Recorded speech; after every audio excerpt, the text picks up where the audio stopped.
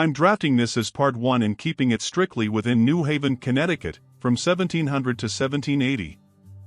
I'm also balancing the block count and exact word count constraints as I go. The structure is set. I'm tightening each narration block so the part lands on the exact word count without breaking chronology or tone.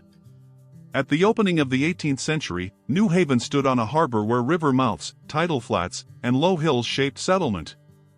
The central green remained the organizing space for worship, militia drill, markets, punishment, and civic authority. Its position on Long Island Sound linked inland farms with coastal exchange. Small vessels carried produce, timber, and livestock toward ports, while rough roads connected outlying households to the center. Geography slowed travel, yet encouraged maritime contact. Around the green, houses, shops, barns, and yards reflected a community ordered by Puritan inheritance. Congregational worship governed the weekly rhythm, and town government remained closely tied to church membership, family reputation, property, and household authority. Most residents lived by mixed agriculture rather than specialized trade. They raised grain, kept cattle and swine, cut firewood, repaired fences, and maintained orchards. Security depended on family labor, seasonal timing, and balancing subsistence with Atlantic exchange. This economy rested on land and water. Farmers from the wider bounds brought goods inward, while mariners and merchants handled shipment. Credit, barter, and accounts mattered more than coin, tying neighbors together through obligations that could steady or strain relations. New Haven belonged to Connecticut, whose political life balanced local autonomy with imperial supervision.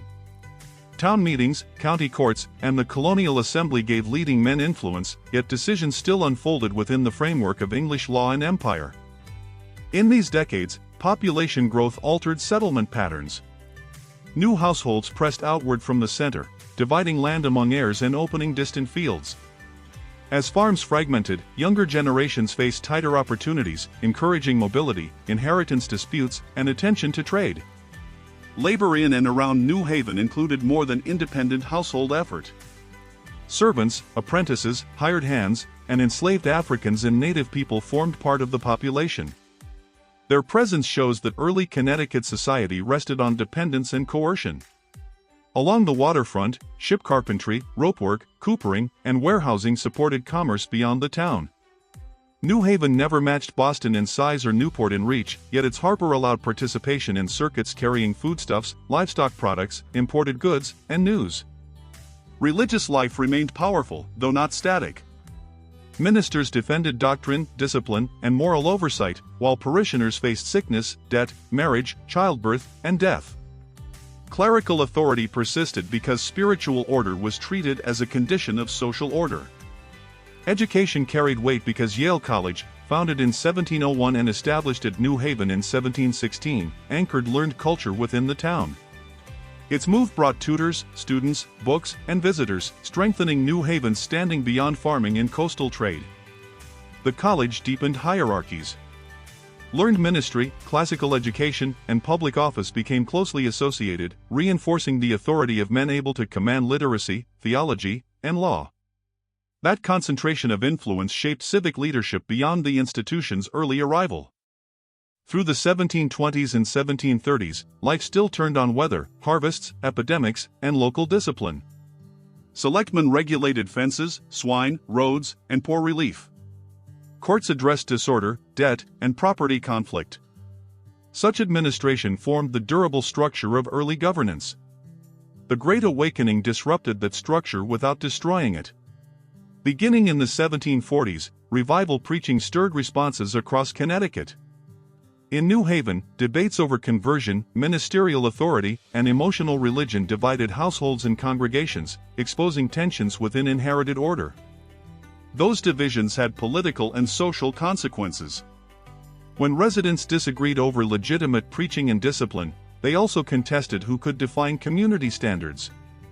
Revivalism weakened assumptions of uniformity, making dissent a challenge to established authority within town and colony. At mid-century, war within the British Empire touched New Haven persistently.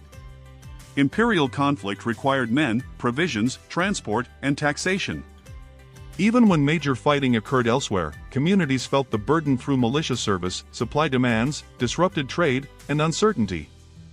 commerce expanded unevenly in the 1750s and 1760s.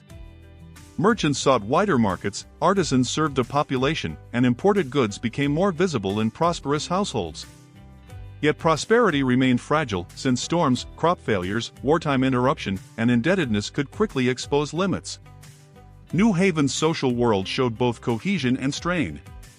Kinship networks, church membership, and neighborhood exchange supported widows, orphans, and the poor, but assistance came with scrutiny. Dependence invited oversight, reminding inhabitants that communal care was inseparable from judgment. After 1763, imperial reform sharpened colonial resistance. New taxes, enforcement, and disputes over parliamentary authority reached Connecticut through newspapers, sermons, merchant correspondence, and legal argument. In New Haven, opposition developed as accumulated distrust toward distant power. That shift did not erase loyalty overnight. Many inhabitants still valued imperial connection, commercial stability, and constitutional legal order. Yet each controversy over taxation and representation encouraged elites and residents to interpret British policy through the town's self-government. By the 1770s, New Haven had become a place where farm economy, harbor trade, college culture, and inheritance intersected under revolutionary pressure. Earlier structures did not disappear, they furnished the language, leadership, and institutions through which resistance could be organized. Seen across 1700 to 1780, the town's long-term development was structural rather than sudden. Geography sustained exchange, religion shaped legitimacy, labor systems preserved inequality, and local institutions absorbed change. New Haven entered revolution carrying patterns formed over generations, not merely immediate reactions. By the early 1770s, New Haven's political climate had shifted from cautious protest to organized resistance. Town meetings recorded grievances against imperial measures, while committees formed to coordinate communication, enforce agreements, and align local action with broader colonial movements. The harbor remained active, yet increasingly constrained by imperial policy and colonial response. Merchants balanced risk and principle, limiting imports under non-importation agreements while attempting to preserve livelihoods. Economic pressure became both a tool of protest and a source of hardship. This tension revealed the structure of dependency within the town's economy. Imported goods, credit networks, and maritime exchange tied New Haven to Britain, yet those same ties made resistance costly, exposing divisions between ideological commitment and material necessity. Artisans and laborers often felt these strains differently than merchants.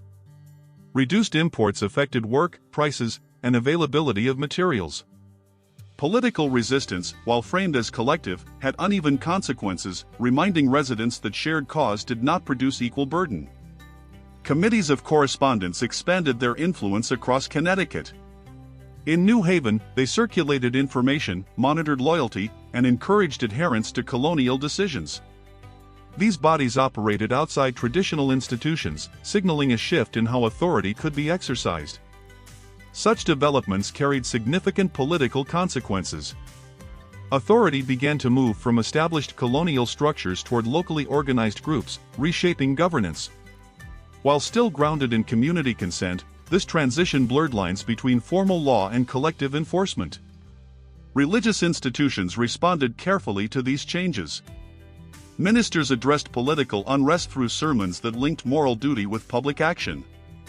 Some emphasized order and caution, while others framed resistance as consistent with covenantal responsibility and communal preservation. Yale College continued to influence intellectual life during this period. Students and faculty engaged with political writings, classical ideas, and contemporary arguments. Education reinforced leadership roles, providing language and reasoning that supported colonial claims and organized opposition.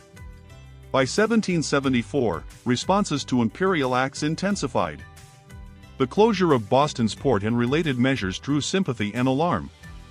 New Haven participated in regional coordination, contributing provisions and aligning its policies with those adopted throughout the colonies. Geographically, New Haven's coastal position gained strategic importance. Its harbor, though modest, could support movement of goods and personnel. Proximity to Long Island Sound connected it to other critical locations, making it both a resource and a potential target. As tensions escalated into open conflict in 1775, militia organization became central. Men trained, supplies were gathered, and local leadership coordinated readiness. The town green, long used for civic purposes, again served as a space for military preparation. News of fighting at Lexington and Concord reached New Haven quickly through established communication networks. The response was immediate, reflecting years of mounting tension. Volunteers prepared to join broader colonial efforts, while others supported logistics and local defense. War altered daily life without fully suspending established routines. Farming continued, trade adapted, and institutions persisted. Yet uncertainty shaped decisions as residents navigated shortages, fluctuating prices, and the absence of men engaged in military service. The local economy adjusted under wartime conditions. Reduced imports encouraged reliance on domestic production and alternative sources. Artisans adapted skills, while households increased self-sufficiency. These changes revealed both resilience and the limits of local capacity. Enslaved individuals and servants experienced the conflict within constrained circumstances. Some sought freedom through military service or escape, while others remained bound within households. Their experiences highlight the contradictions within a society advocating liberty while maintaining inequality. Political organization deepened through provincial congresses and committees. New Haven contributed representatives and followed directives, integrating local governance into a wider revolutionary framework. Decision-making became more coordinated, reflecting the need for